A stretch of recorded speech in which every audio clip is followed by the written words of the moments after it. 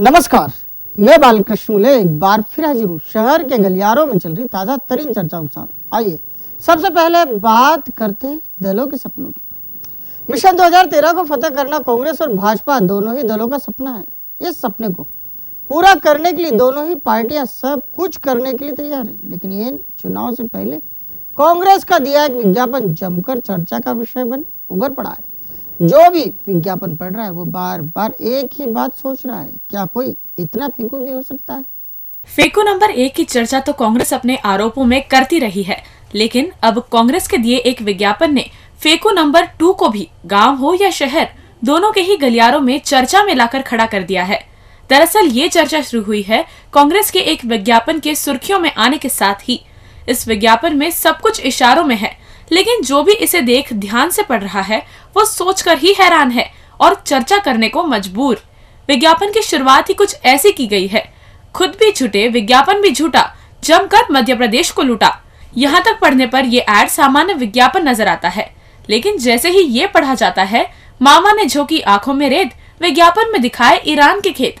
कांग्रेस ने इस बात को साबित करने के लिए बकायदा विज्ञापन में ही वेबसाइट से चुराए दृश्य डाल दिए। कांग्रेसी विज्ञापन में मामा के सड़क वाले विज्ञापन की पोल भी यह कहकर खोल दी गई कि ये तो दुर्गापुर की सड़क है। बात यहीं तक नहीं रही, कांग्रेसी विज्ञापन में उस अमेरिकन वेबसाइट से चुराए ट्रैक्टर और मामा के झूठे विकास के फैक्टर को जगजाहिर कर दिया, जिसमें ये कहा गया कि पूरे देश की शान मध्य प्रदेश का किसान। अब जब से ये विज्ञापन सुर्खियों में आया है, जगह जगह चर्चाओं का केंद्र बन उभर पड़ा है। खास बात तो ये है कि इस विज्ञापन को आए अब घंटों बीत गए हैं, लेकिन कहीं से कोई प्रतिक्रिया नहीं आ रही है। ऐसे में अब गलियारों में कहा जा रहा है शायद मामा का झूठ इस बार पकड़ा गया है, और अब सब ये समझ रहे हैं कि ऐसे में 2 दिन चुप रहने में ही भलाई है, वरना कांग्रेस का फेंकू नंबर 2 का चेहरा बेनकाब हो जाएगा। कांग्रेस के वयोवृद्ध नेता भल्लू यादव इन चुनाव के पहले एक बार फिर आवाम को अपना दौर याद दिलाने निकल पड़े हैं। वो ये बताने की कोशिश में है कि उन्होंने अपना जीवन आम लोगों की सेवा में किस तरह झोंक दिया। अब जब से भल्लू भैया ने अपना दौर याद दिलवाया है, तभी से एक नंबरी गलियारों में चर्चा का बाजार गर्म हो गया है। पूछा जा रहा है, क्यों भैया, कहीं आपको अब उसका मेहनताना तो नहीं चाहिए? लाल मिट्टी के अखाड़े का पहलवान हर मुकाम पार कर ही जाता है। भल्लू यादव भी कुश्ती जगत का वो नाम है जो कभी भल्लू पहलवान तो कभी भल्लू भैया और फिर एक उद्यमी के रूप में अपनी पहचान बनाने में सफल रहा। भल्लू भैया एक सामान्य कार्यकर्ता से पार्षद बने, विधायक बने और फिर चुनाव हार कर अपनी अगली पीढ़ी के लिए राजनीतिक सीढ़ी बनाने में सक्रिय हो गए। खास बात तो ये है कि भल्लू भैया इसमें भी कामयाब रहे और बेटे दीपू को टिकट दिलवा लाए। अब भल्लू यादव को बेटे की जीत के लिए अपने दौर की याद ताजा करवाना पड़ रही है। अब जब से भल्लू यादव ने अपने दौर की यादें ताजा करने की कोशिश की है, तभी से इलाके के गलियारों में तरह तरह की चर्चाएं की जा रही हैं। एक नंबरी गलियारों से खबरें आ रही हैं। पूछा जा रहा है, भैया चुनाव तो दीपू लड़ रहा है, ऐसे में आपके दौर को बनाने की कोशिश सफल हो पाएगी? क्या आप अपनी सेवा का मेहनताना लेने का माहौल तो नहीं बना रहे हो? मिशन 2013 को फतेह करना दोनों ही राजनीतिक दल के कार्यकर्ता दिल से चाहते हैं, लेकिन कई क्षेत्रों में उनके मन मुताबिक माहौल उन्हें नहीं मिल पा रहा है। इसी तरह के दौर से गुजर रहा है क्षेत्र क्रमांक 3 का भाजपा कार्यकर्ता। यहाँ का कार्यकर्ता इन चुनाव के वक्त यही नहीं समझ पा रहा है कि आखिर वो करे तो क्या करे जिससे उसका मान बढ़ जाए। मिशन 2013 अब मतदान के मुहाने पर आकर टिक गया है। हर तरफ किसे वोट दिया जाए किसे नहीं की चर्चाओं का माहौल भी बनने लगा है। लेकिन शहर के मध्य क्षेत्र की 3 नंबरी विधानसभा क्षेत्र के गलियारों का हाल चुनाव के अंतिम दौर में विचित्र स्थिति में जा पहुंचा है। इलाके के गलियारों में कुछ अलग ही तरह की चर्चाएं दबी जुबान से सुनी और सुनाई जा रही है। जो कहानियां बाहर आ रही है वो खासकर भाजपा कार्यकर्ताओं के मुंह से सुनने को मिल रही है।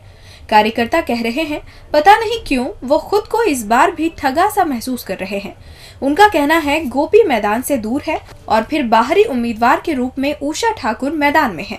उषा ठाकुर के 3 नंबरी इलाके के मैदान में होने की वजह से दीदी के 1 नंबरी गलियारों के समर्थक 3 नंबरी गलियारों के कार्यकर्ता के लिए लगातार फरमान पर फरमान सुनाए जा रहे हैं।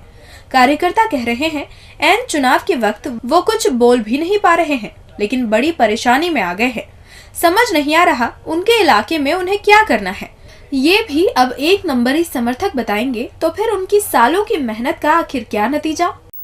अब आने वाले 3 दिन पियक्कड़ों के लिए बेहद भारी है।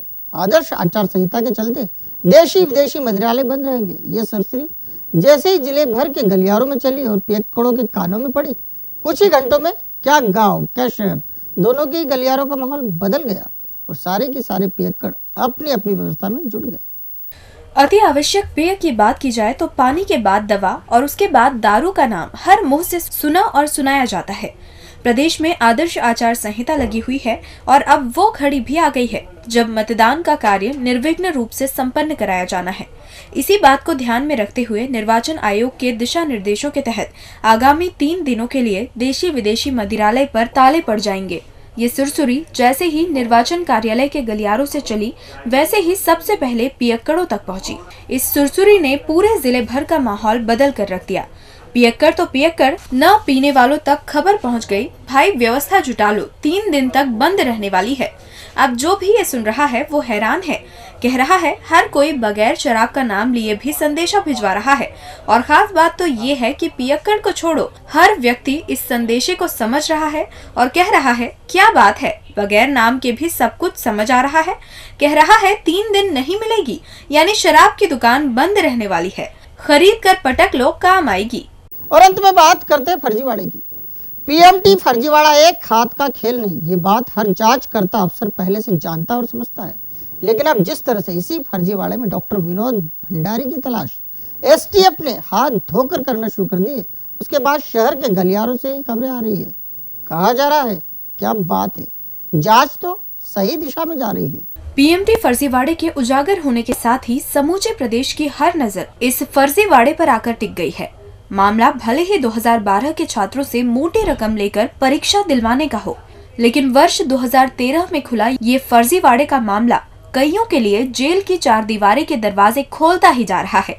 अब जब से इस फर्जीवाड़े की आंच Bhandari hospital and research centre तक पहुंची है, एक बार फिर मामला हाई प्रोफाइल हो चला है।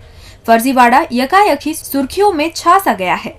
अब जैसे जैसे ये सुर्खी आम लोगों तक पहुंच रही है, वैसे वैसे जमकर चर्चाएं भी बटोर रही है।